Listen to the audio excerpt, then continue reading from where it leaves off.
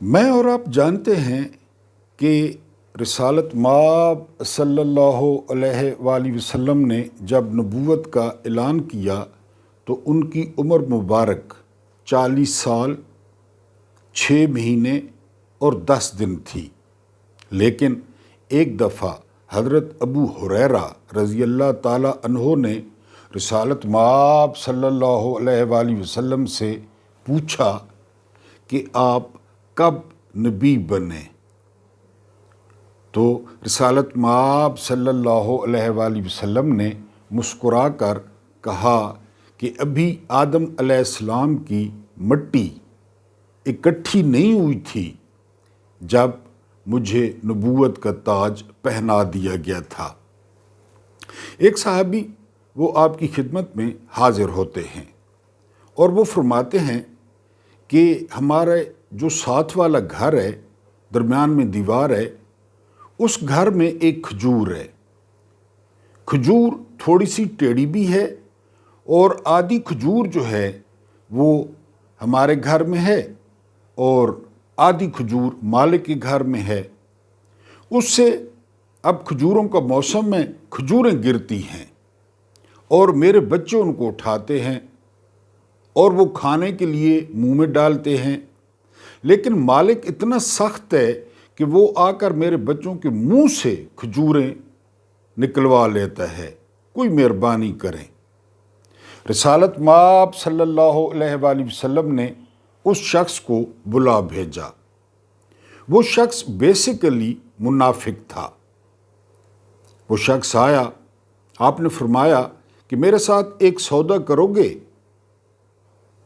منافق نے کہا کیسا سودا؟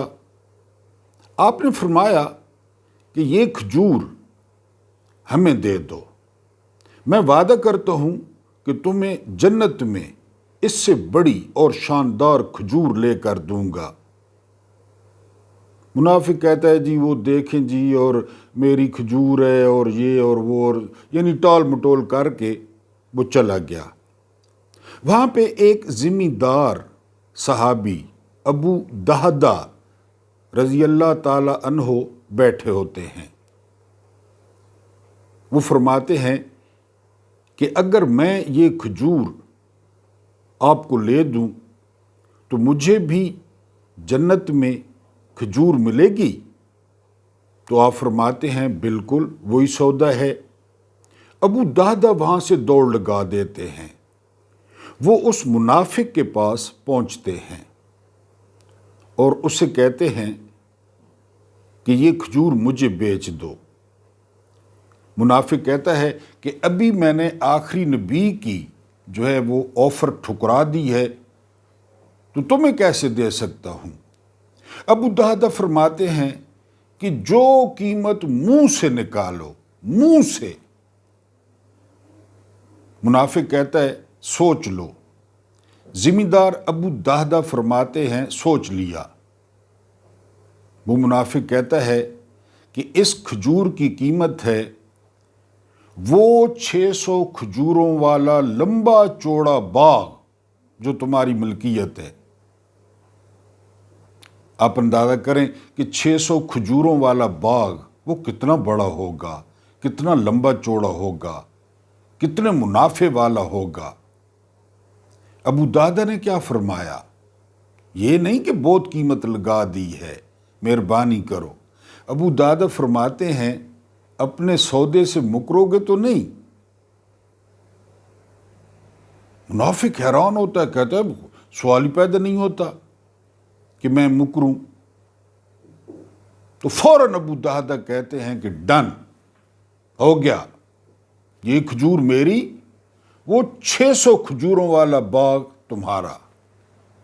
اور بھاگتے ہیں رسالت مآب صلی اللہ علیہ وآلہ وسلم کی خدمت میں، اور جاتے ہی کہتے ہیں کہ میں نے سودا کر لیا، کھجور ہماری ہوئی، جس کو دینی ہے دے دیں۔ آپ فرماتے ہیں کیسے سودا ہوا؟ ابو دہدہ فرماتے ہیں کوئی خاص نہیں، وہ ایک کھجور لے لی، 600 کھجوروں کا باغ دے دیا۔ لیکن میری کھجور تو پکی ہے نا جنت میں۔ رسالت مآب صلی اللہ علیہ وآلہ وسلم فرماتے ہیں کہ میں نے بھی اب سودا بدل لیا ہے، قیمت بدل دی ہے۔ اب تم باغ دے آئے ہو، میں نے بھی قیمت بدل دی ہے۔ اب میں اپنی آنکھوں سے دیکھ رہا ہوں کہ باغ ہی باغ لگ رہے ہیں ابو دہدہ کے نام کے، اور ان میں ایک گھر بن رہا ہے، ایک محل بن رہا ہے۔ ہر باغ میں ایک محل بن رہا ہے، اور وہ محل ہے ابو دہدہ کا۔ ابو دہدہ اٹھے، دوڑے باغ کی جانب، کیونکہ پھل کا موسم تھا، تو پوری فیملی جو ہے وہ باغ کے اندر ہوتی، رکھوالی کرتی۔ اب باغ میں داخل نہیں ہوئے، دور سے کھڑے ہو کر اپنے اہل خانہ کو آواز دی کہ بالکل کسی چیز کو ہاتھ نہ لگائیں، یہ باغ اب ہمارا نہیں ہے، باہر آ جائیں۔ گھر والوں نے کہا کہ ہمیں بھوکا مارنے کا پروگرام ہے، یہ کیسے کیا ہے، بیچ کیوں دیا ہے؟ ابو دہدہ رضی اللہ تعالی عنہ نے کہا جتنی قیمت پہ بیچا ہے وہ قیمت آپ لوگ سنو گے تو آپ حیران رہ جاؤ گے۔ یہ درس تھا، لڑائی جھگڑا نہیں ہے، فرقہ واریت نہیں ہے، شیعہ سنی نہیں ہے، دیوبندی بریلوی نہیں ہے، یہ تعلیمات تھی۔ ابو دہدہ نے وعدے پہ ایک ٹیڑھی کھجور کے بدلے 600 کھجوروں کا باغ دان کر دیا۔ بسم اللہ الرحمن الرحیم۔ میرا نام محمود نیادی ہے۔ السلام علیکم ورحمۃ اللہ وبرکاتہ۔ آپ جانتے ہوں گے کہ آج 27 اکتوبر ہے اور دن ہے سوموار کا۔ سوموار کا دن تھوڑا سا مشکل ہوتا ہے کیونکہ چھٹی کے بعد آتا ہے، تو تھوڑی سی روٹین اپ سیٹ ہوتی ہے۔ بہرحال ہمت کریں، روزی روٹی کی تلاش میں نکلیں، حلال اور پاک روزی روٹی کی تلاش میں۔ کچھ تازہ ترین خبریں اور ایک ویلاگ۔ آج ویلاگ میں ایک ایسا خط ہے جو عرش شریف کی ماں نے جنت سے تحریر کیا ہے، وہ آپ کی خدمت میں پیش کروں گا۔ لیکن سب سے پہلے جو آپ سے درخواست ہے وہ یہ کہ اس پیکج کے لیے، اس ہمارے چینل کے لیے آپ چینل کو سبسکرائب کریں اگر آپ نے جو ہے وہ تھمبنیل کلک کر دیا ہے تو، اور اگر آپ سبسکرائبرز ہیں تو آپ کی بہت مہربانی، آپ کی بہت نوازش۔ آپ ویڈیو کو لائک کر دیں، پیغام نوجوانوں تک پہنچا دیں۔ اس کے علاوہ پیارا سا کوئی چائے کا کپ جس میں سے دھواں نکل رہا ہو، پلانی تو آپ نے ہے نہیں، مجھے پکا پتہ ہے، وہ کومنٹ میں جو ہے نا چائے کا کپ بھیج دیا کریں۔ اور آخری درخواست کہ ویڈیو کو شروع سے لے کر آخر تک دیکھا کریں۔ جو کچھ میں بیان کرتا ہوں اس کی انسلٹ میں آئے گا کہ اگر آپ درمیان میں چھوڑ دیں۔ سب سے پہلی بات جو ہم کریں گے وہ یہ کہ 28 نومبر 2025 آپ جانتے ہیں کہ ہماری جند ہماری جان جنرل عاصم منیر ہلال امتیاز ملٹری وہ جو ہے وہ ریٹائر ہو رہے ہیں اور نئے آرمی چیف جو ہے وہ آ رہے ہیں۔ میں نے آپ کو نام بتائے بھی تھے، لیفٹیننٹ جنرل نعمان زکریا کور کمانڈر لاہور ہیں، ان کا نام پہلے نمبر پہ ہے۔ اس کے بعد لیفٹیننٹ جنرل حسن خٹک، یہ جو ہے وہ دوسرے نمبر پہ نام آ رہا ہے، اور lieutenant general corps commander Rawalpindi Shahid Imtiaz صاحب، ان کا نام بھی لیا جا رہا ہے کہ یہ آرمی چیف ہو سکتے ہیں۔ لیکن یہ جو بقایا دن ہیں، مہینہ ہے یا تھوڑے سے دن ہیں، یہ پاکستان کے لیے بڑے مشکل ہوں گے، جنرل صاحب کے لیے مشکل ہوں گے اور پاکستانیوں کے لیے مشکل ہوں گے، کیونکہ کل جو ہے وہ بہت بڑا اجلاس ہوا ہے اہل سنت والجماعت کے زعماء کا، اور انہوں نے جو ہے وہ TLP پہ تحفظات جو ہے وہ ظاہر کیے ہیں۔ اور پھر کل ڈان نے رپورٹ شائع کی ہے، بہت بڑی رپورٹ، جس میں کہا گیا ہے کہ مسلسل 3 گھنٹے جو ہے وہ فائرنگ ہوتی رہی ہے، دیواروں پہ فائر لگے، وہاں پہ سانس نہیں لیا جاتا تھا، اور یہ بھی اعلانات ہوئے کہ اپنے گھر سے کوئی باہر نہیں آئے گا۔ بہرحال یہ دن جو ہے وہ کافی مشکل ہوں گے۔ کل میں نے آپ کو بتایا کہ حافظ نعیم صاحب نے بھی اعلان کر دیا ہے کہ وہ نومبر میں اسلام آباد آئیں گے، تو اب یہ ساری ڈاٹ کنیکٹنگ جو ہے وہ آپ لوگ کر لیں۔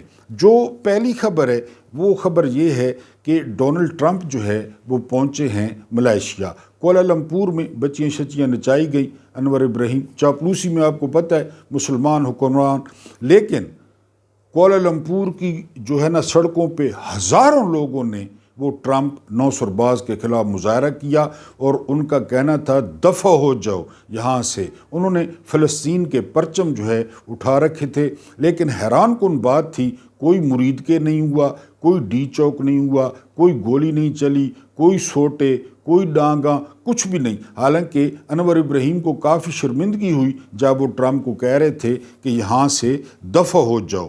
اس کے بعد جو اگلی خبر ہے وہ خبر یہ ہے کہ جو ہے نا وہ بھٹو ایک نسل کا لیڈر تھا، یہ کہنا ہے جنید اکبر خان کا، لیکن عمران خان جو ہے وہ 3 نسلوں کا لیڈر ہے۔ تم ایک بھٹو کو ختم نہیں کر سکے، تم عمران خان کو کیسے ختم کرنے کے خواب دیکھ رہے ہو، یہ انہوں نے کہا۔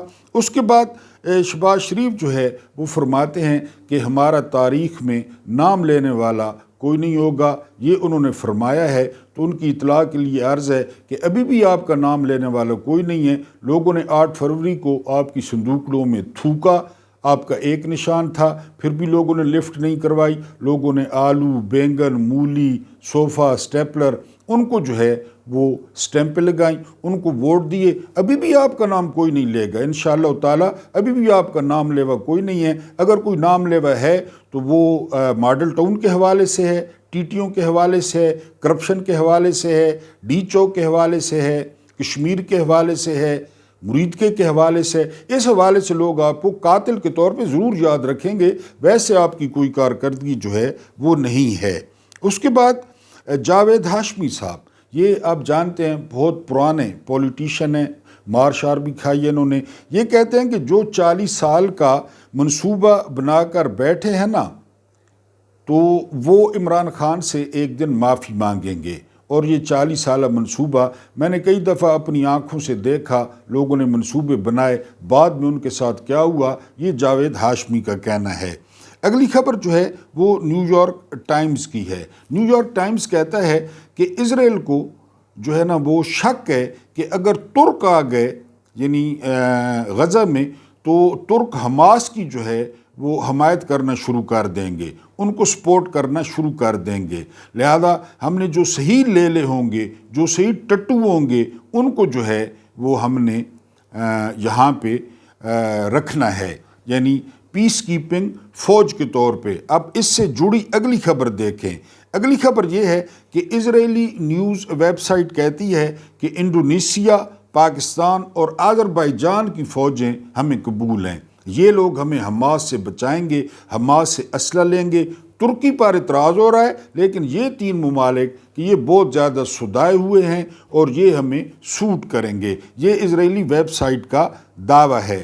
ایثار رانا کہتے ہیں کہ 40 سال سے صحافت کر رہا ہوں، میرے اگر اثاثوں میں کوئی اونچ نیچ ہوئی ہے تو کوئی چیلنج کر دے۔ تو ایثار رانا صاحب، آپ نوکریوں سے بھی تو نکالے جا رہے ہیں نا، آپ کے پاس فارم ہاؤس بھی نہیں ہے، سرکاری حاجن کی طرح گھر بھی نہیں ہے، اس کے علاوہ لونڈے لپاڑے جیسی گاڑی بھی نہیں ہے، تو آپ بھی ہماری طرح ہیں۔ بہرحال زبردست جی۔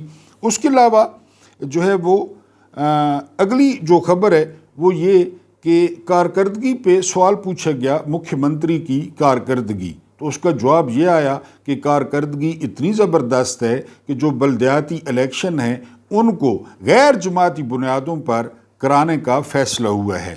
یعنی اپنی تصویر لگا دی ہیلمٹ پہ، واش رومز پہ، کوڑے کے ٹرکوں پہ، کھانے کے ڈبوں پہ، لیکن بیلٹ پیپر پہ شیر نہیں لگانا چاہتے، کیونکہ شیر کو، کتاب کو اور تیر کو دیکھ کر یا پتنگ کو دیکھ کر لوگ ہائپر ہو جاتے ہیں، لوگ جو ہے نا وہ گالیاں دینا شروع کر دیتے ہیں، تو وہ اپنا شیر نشان وہ بیلٹ پیپر پر جو ہے وہ نہیں لگانا چاہتے کہ لوگوں کی نفرت کا سامنا کرنا ہوگا۔ یہ کارکردگی ہے ٹوٹل مکھیہ منتری کی کہ جو بلدیاتی الیکشن ہیں وہ غیر جماعتی ہو رہے ہیں۔ اس کے علاوہ نجم سیٹھی نے جو ہے وہ تبصرہ کیا ہے کہ عمران خان کو جو آفر کی گئی ہے کہ وہ بنی گالہ چلے جائیں، تو وہ یہ آفر کبھی بھی قبول نہیں کریں گے۔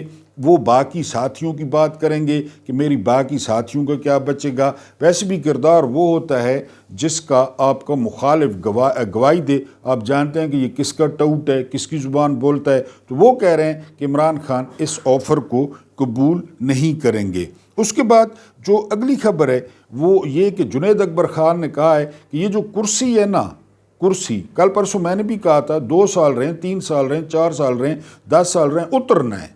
تو جنید اکبر نے کہا تھا کہ عمران خان بے شک آپ لوگوں کو معاف کر دیں، لیکن ہم جو ہے وہ آپ لوگوں کو معاف نہیں کریں گے، اور ہمارا جب بھی بس چلا ہم آپ لوگوں کو جو ہے وہ گھسیٹیں گے، یہ ہمارا آپ سے وعدہ ہے۔ یہ جنید اکبر خطاب کر رہے تھے کرک میں، بہت بڑا جو ہے نا وہ جلسہ تھا جس سے سہیل خان آفریدی نے خطاب کیا، شاہد خٹک کا ہوم گراؤنڈ ہے، انہوں نے خطاب کیا، اور جنید اکبر نے جو ہے وہ خطاب کیا۔ یہ کچھ تازہ ترین جو ہے وہ خبریں تھیں۔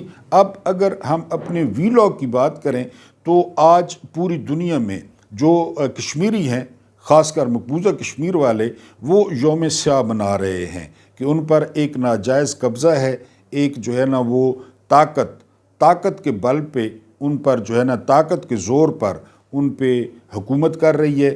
ان کا جو استصواب رائے ہے، ریفرینڈم ہے، ان کا حق ہے۔ لیکن ہمارے کشمیر میں کیا ہو رہا ہے؟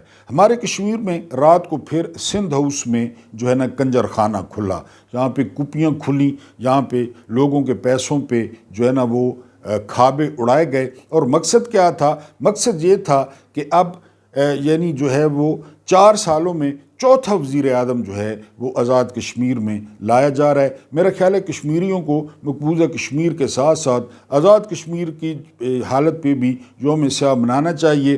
اب یہ ٹاسک ملا ہے، یہ ہڈی پھینکی گئی ہے زرداری کو، کیونکہ زرداری کو یہ ہڈی اس لیے بھی پھینکی گئی ہے کہ سنا ہے کہ 27ویں ترمیم میں جو ہے وہ یہ فارغ ہو رہے ہیں اور فیلڈ مارشل صاحب صدر بن رہے ہیں۔ یہ یعنی کیا سرائیاں ہیں۔ تو یہاں سندھ ہاؤس میں آپ کو یاد ہوگا جب عمران خان کے خلاف جو ہے وہ آئی تھی عدم اعتماد، تو اسی سندھ ہاؤس میں منڈیاں لگی تھیں۔ یہ میرا خیال ہے انہوں نے اس لیے دلالی کے لیے رکھا ہوا ہے۔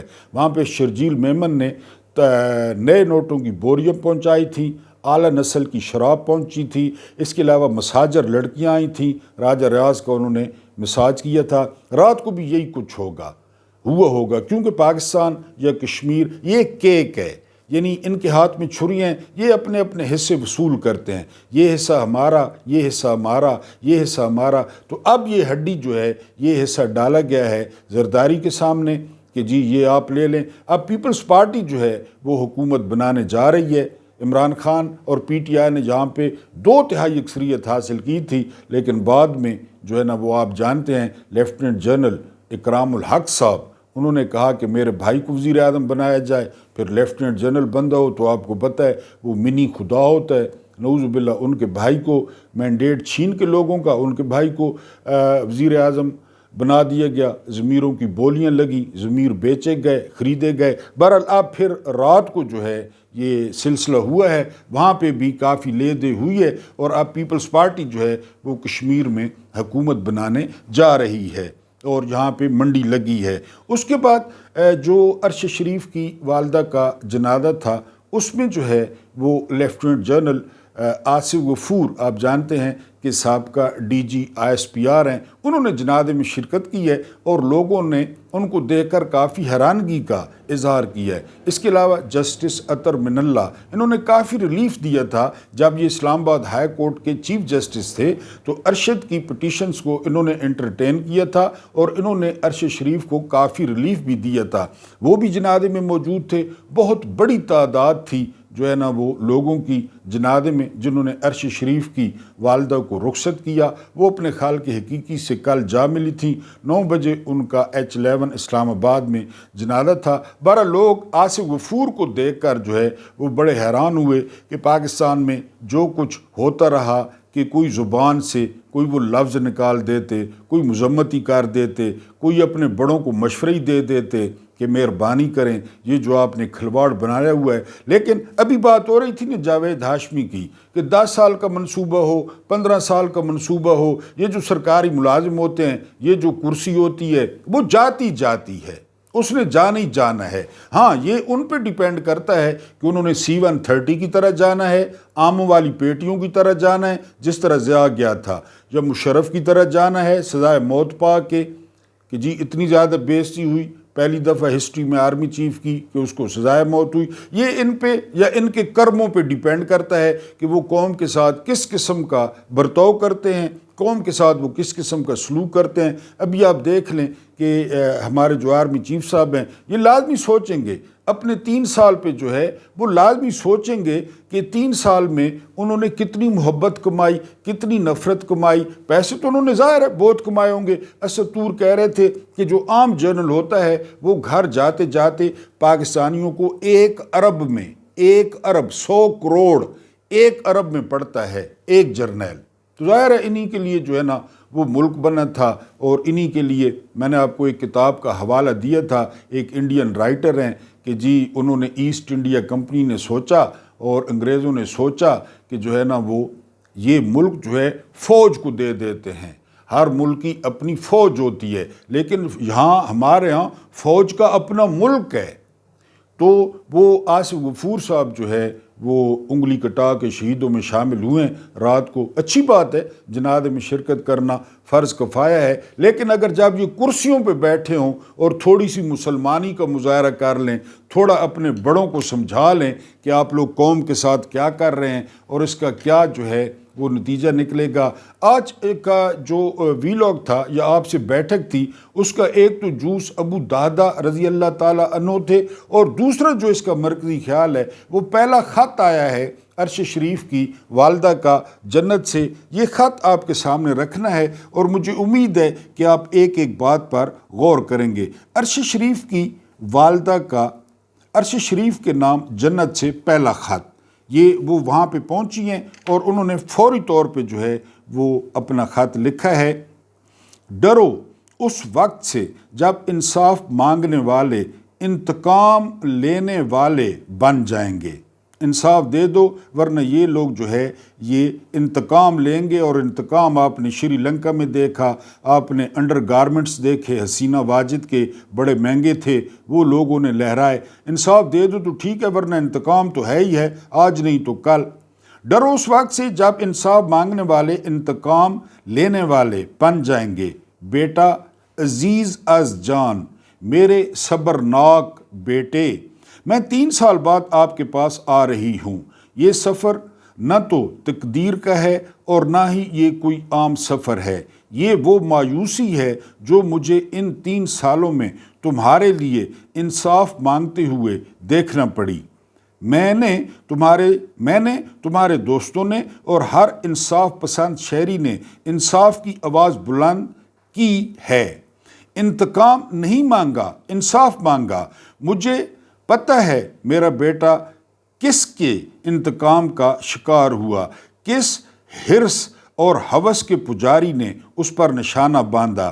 میں نے ان کے لیے بد دعا نہیں کی، لیکن ایک ماں کی حیثیت سے یہ ضرور سوچا ہے کہ کوئی اور عرش شریف اس شدید اذیت اور خوفناک صورتحال میں گھر کر اپنے بچوں، اپنی ماں اور اپنے سہاگ کو ہمیشہ کے لیے زخم نہ دے جائے۔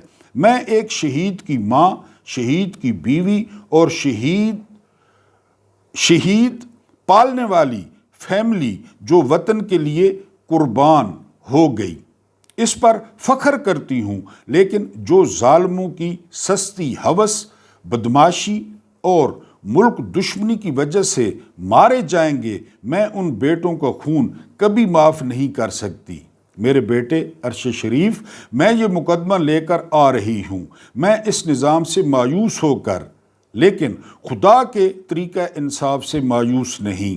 وہ اپنے اس جہان میں بھی مجھے ضرور انصاف دے گا، اور میرے جانے کے بعد اس جہان میں بھی انصاف کا چلن ہوگا۔ مظلوموں کا خون بہتا ضرور ہے، مگر پھر تقدیر ظالموں سے انتقام لیتی ہے۔ میں نے ملک کی سب سے بڑی انصاف کی مسند پر دہائی دی، قاتلوں کا سراغ دیا، 5 نام لکھ کر دیے بیٹا، وہ نام جو تم نے مجھے کال پر بتائے تھے۔ جدید دور میں تفتیش کے ذرائع میسر تھے، ان کا حوالہ دیا، ہر در پر دستک دی، ہر اس جگہ فریاد کی جہاں امید تھی کہ میری صدا سنی جائے گی، لیکن شاید میں گنگے اور بہرے لوگوں میں، یا شاید اس بے حس سماج میں پیدا ہو کر اور تمہیں پیدا کر کے غلطی کر چکی تھی۔ کیا بچوں کو پیدا کرنا، پالنا اور ملک و قوم کے لیے وقف کر دینا غلطیاں ہیں؟ نہیں، مائیں ایسی غلطیاں نہیں کرتی۔ یہ خدا کا حکم ہے، یہ خدا کا حکم اور فطرت کا طریقہ ہے۔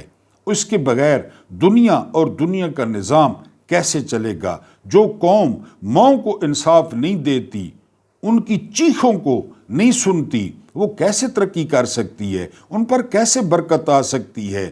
دنیا سے اگر میں مایوس ہو کر جا رہی ہوں، یہ کوئی اچھی خبر تو نہیں ہے۔ مجھے دکھ ہے کہ عرش شریف آپ کے بعد کے آنے والے خوددار نوجوان کے لیے انصاف کی گھٹن کا شکار ہو کر جا رہی ہوں۔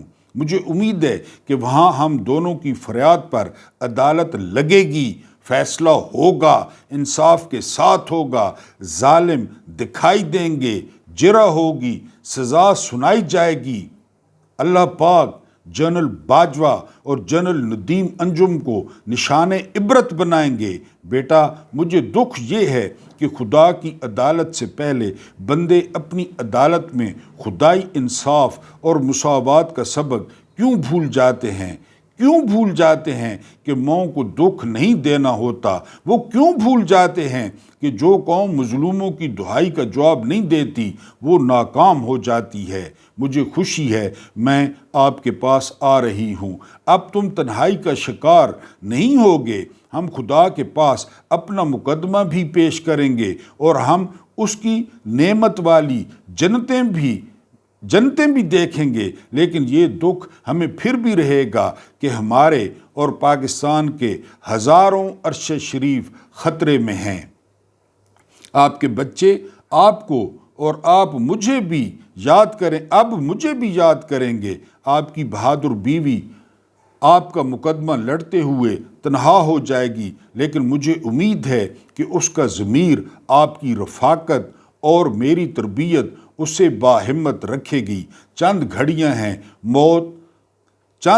ہیں، موت اور میں مل کر گن رہے ہیں، پھر میں آپ کے پاس ہوں گی اور پھر دونوں خدا کی مسند انصاف میں پیش ہوں گے، جہاں خدا ماں کا مقدمہ سنیں گا۔ میرا یقین کامل ہے کہ خدا ماں کی فریاد کو فوری سنتا اور فوری فیصلہ نافذ کرتا ہے۔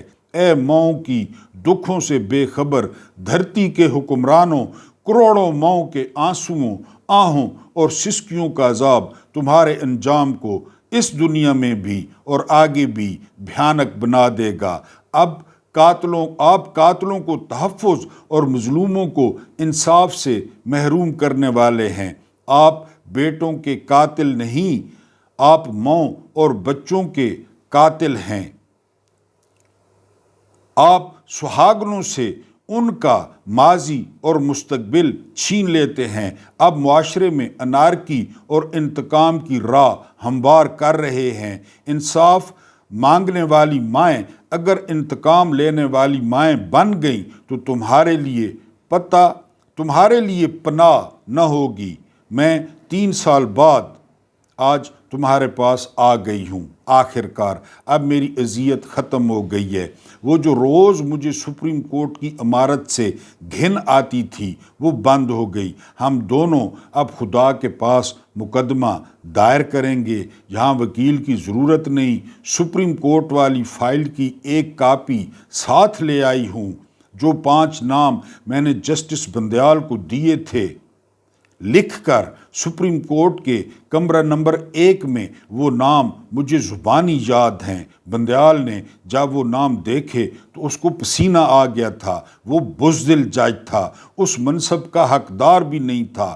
اب میں منصف اعلیٰ سے انصاف مانگوں گی، میں اپنی فریاد اس کے ہاں کروں گی، ہم دونوں ماں بیٹا مل کر کریں گے۔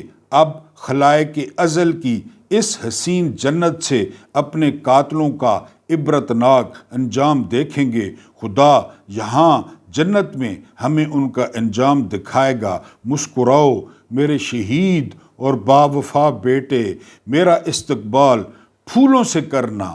چند لمحوں بعد اب پیار بھری ملاقات ہوتی ہے۔